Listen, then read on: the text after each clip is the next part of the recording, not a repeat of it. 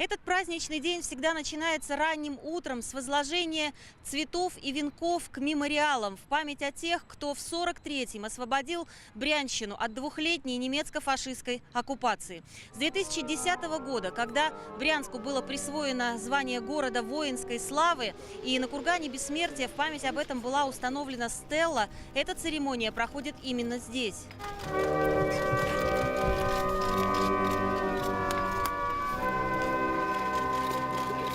В этом году дата особая – 75-летие освобождения Брянщины, поэтому гостей очень много. И церемонии возложения цветов и венков к воинским мемориалам прошли одновременно в разных частях города.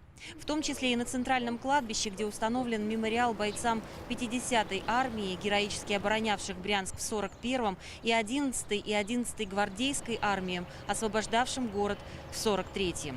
В такой день на кладбище много и обычных горожан, которые приходят к могилам своих родных, ветеранов и участников войны. Когда мама еще была жива, мы приходили просто к воинам.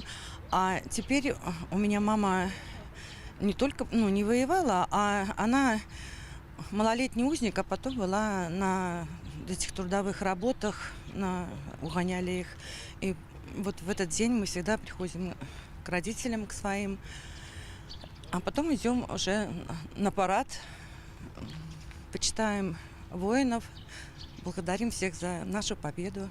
У нас тут похоронен отец и мать, они ветераны.